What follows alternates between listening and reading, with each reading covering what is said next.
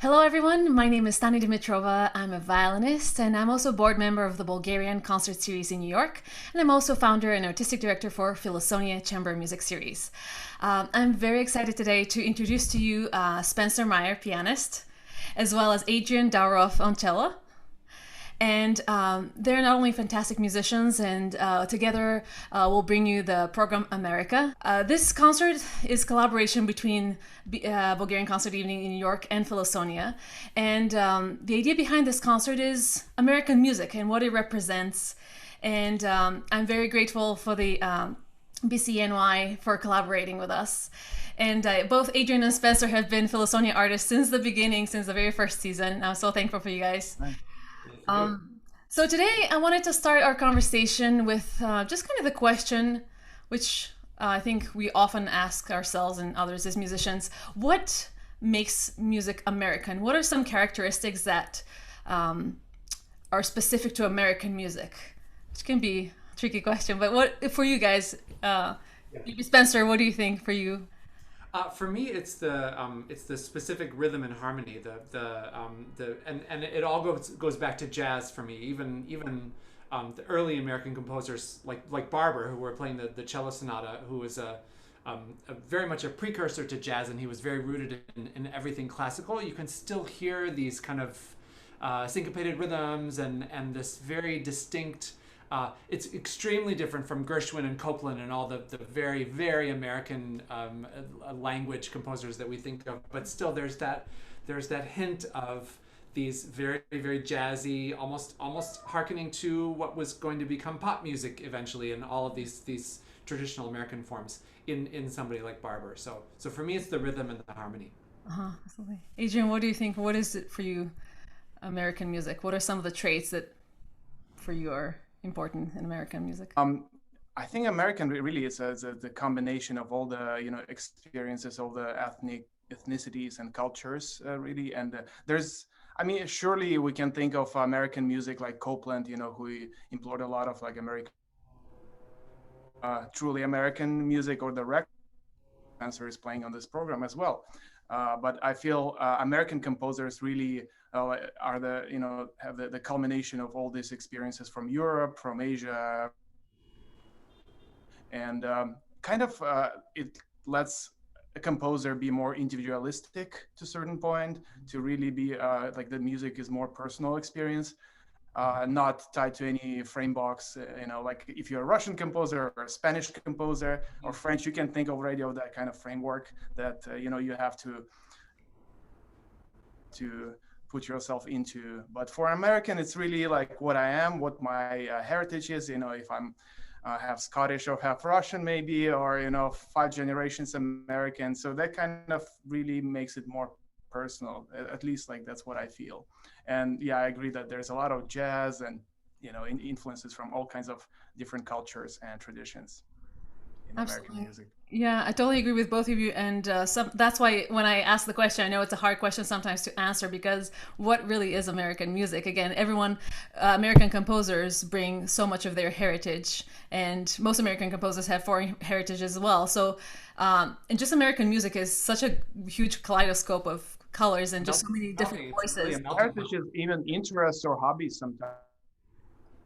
Yeah. Very writing Indian ragas, and Mm. all these different composers venturing into other cultures. So it's really interesting.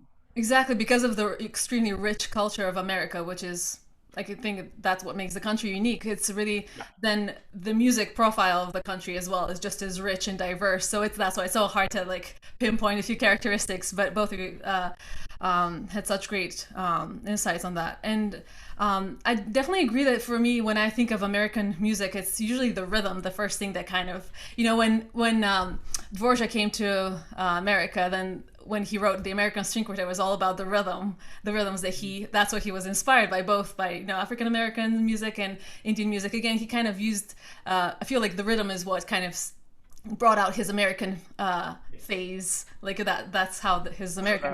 The rail tracks, right? The railroad he was traveling across. Exactly. That's another, yes, that's another inspiration. And yeah, so just for our viewers and listeners, the program of our concert, America, includes some music by Scott Joplin, Amy Beach, Ernest Bloch, George Gershwin, Samuel Barber, and William Bolcom. And so when I put this program together, I just kind of wanted to capture the different facets of American culture. My point with the program was that I wanted to feature the variety of influences and culture that kind of have shaped this country as well. Again, Scott Joplin, one of the first and most prominent African American composers. Amy Beach is one of the most prominent, most prominent American female composers. And again, just wanted to kind of, again, Ernest Bloch is an immigrant who immigrated to the United States and got American citizenship later in his life. But again, I wanted with Ernest Bloch's Nocturnes kind of to signify how he takes his cultural heritage and melds it together with his kind of American newly adopted roots. So that's kind of like I really wanted to, with that program, to give an idea of the richness and variety that American music offers. And there's so much more, but if I had like 20 hours, probably I would program more. But with an hour of music, I thought that would give you all like an interesting experience. And of course, as always, we'd love to hear your thoughts after you hear the concert. Another question I have for you guys: what are some of your favorite either movements or pieces in the program, whether they're new discoveries or pieces you've played for a long time and love? For me, I would say it's the Porgy and Bess suite, the Heifetz transcription, because I grew up playing Gershwin, playing his piano music, and I played Rhapsody in Blue with my high school band, and so I remember very distinctly when I first heard Porgy and Bess from beginning to end as an opera, having known Gershwin's other music like Rhapsody in Blue, which is so quintessential, and everybody knows it in these sort of like kind of lively themes and everything, but Porgy and Bess takes his composition to a totally new level. There's such lushness and such beauty in it, along with the jazz and all the things that he was influenced by and then in turn influenced as well. So I'm so enamored with Porgy and Bess from beginning to end, the music and the rhythm and the instrumentation and everything. And I think it's such a terrific transcription by Heifetz. So that music really speaks to me the most, I think. Great, thank you. Adrian, how about you? I mean, to start with, I'm partial to the Barber Cello Sonata that Spencer and I played many times, and we love it. And it's a beautiful, dramatic, exciting work. But also a great discovery for me was the Bloch pieces, the three nocturnes. I think it's really appreciated work, really, that should be performed more often. And it really captures his impression of, I think he moved from Europe, from Geneva to New York, and it really captures that New York night vibe, really. And it was probably something new to him, and it really, I think, really well pictured in the music, from the tranquility of New York, maybe looking at the Hudson River, to all this like energetic lights and jazz and taxi cabs and the subway, all the noise. Right. So there's so much in this short piece, the three nocturnes, that really captivated me. I really like it.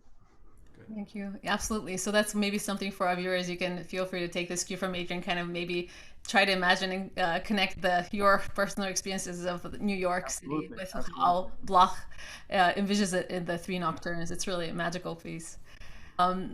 My favorite, it's hard to pick a favorite. I just love every single piece and every single movement of this program. I was really captivated by Amy Beach's piano trio. This is a new piece for me. And particularly there's something about the second movement of the piano trio. It has this like dark depth. It's very like introspective, I feel like, and full of sorrow, yet the middle section is so kind of light. So that kind of huge contrast in that second movement of the Amy Beach trio, it's one of my favorite movements in the program.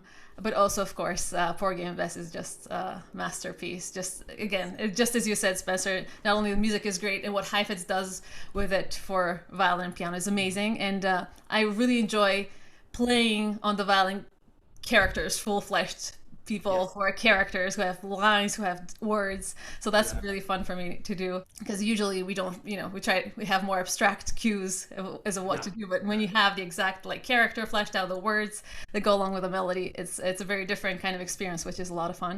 Yeah. And one last question: what is for you? I mean, Spencer, you're American, but Adrian is from Russia, from St. Petersburg originally, and I'm from Bulgaria originally. So maybe I'll start with Adrian. Adrian, what is your American experience? What is your idea of coming to America and being a American resident? Citizen, actually. I'm a Oh, dual citizen yes, now. that's right. Yes, Congrats. even more so. It's been many years since I've been here. So now, I mean, I definitely call New York home, and you know, going back to Russia, almost like going back and it's like, oh, that's where my family is. But coming back to New York is home. But Spencer, what is Yeah. your, or maybe your own personal journey as an American within America? Well, yeah, it's interesting. As an American, I appreciate the freedoms and the opportunities that we have here, and I've seen a lot of my friends from overseas come and of course enjoy that and take full advantage of that. But also for me, I have a little bit of the reverse experience as an American classical musician, where largely we are very spoiled living in New York, the three of us, but largely around America there is not really the appreciation for classical music that there is in Europe and Asia and places overseas. So for me as a classical musician, again, I'm so lucky to have settled in New York, and I feel very much at home. But growing up, I felt very out of place in small town. I grew up outside of Cleveland in a small town, and I was really the only person studying classical or studying seriously classical music, and feeling so passionate about it that was what I wanted to make my life. Where people that I know that grew up in Germany and France and places where classical music has just been in their blood, and composers like Debussy and Brahms and Chopin came from those places, that it's just in so much in their blood that they had a very different experience growing up. So so I love being an American. I love being here, but I always yearn to be in places where that is so universally appreciated. So I mean, I think our mission collectively as people living in America is always to bring that appreciation of this music universally to American audiences, and make them see that it's a wonderful art form, and it's just that we're just so passionate about it, and we love doing it, and we want to share it. So Absolutely. What a beautiful message. And hopefully, this concert, since it's virtual and can reach anyone, it's absolutely free for people. It can be shared as in many homes as possible around America and the world. So, any final thoughts or anything you guys want to share before we go? just really excited about the program, excited to share this amazing, as we said, very diverse program showing all the sides of American music. I'm excited about it.